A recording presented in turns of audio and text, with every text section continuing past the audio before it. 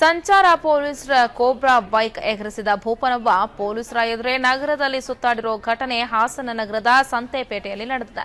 ಸಂತೆಪೇಟೆಯಲ್ಲಿ ಎಎಸ್ವೈ ಟೋಪಿ ಸಮೇತ ಬೈಕ್ ಎಗರಿಸಿದ ಚಾಲಕಿಯನ್ನ ಬೆನ್ನಟ್ಟಿದ ಪೊಲೀಸರು ಗಾಂಧಿ ಬಜಾರ್ ವೃತ್ತದಲ್ಲಿ ಹಿಡಿದು ಬೈಕ್ ಹಾಗೂ ಆರೋಪಿಯನ್ನ ವಶಕ್ಕೆ ಪಡೆದಿದ್ದಾರೆ. ಕುಡಿದ ಅಮಲಿನಲ್ಲಿ ಆರೋಪಿ ಕೃತ್ಯವನ್ನ ಎಸಗಿದ್ದು ಸಂಚಾರಿ ಪೊಲೀಸ್ ಠಾಣೆ ವ್ಯಾಪ್ತಿಯಲ್ಲಿ ನಡೆದಿರುವಂತಹ ಒಂದು ಘಟನೆ ಇದಾಗಿದೆ. ಹಾಸನ ನಗರದಲ್ಲಿ ಭಾನುವಾರ ಸಂಜೆ ಈ ಘಟನೆ ನಡೆದಿದೆ.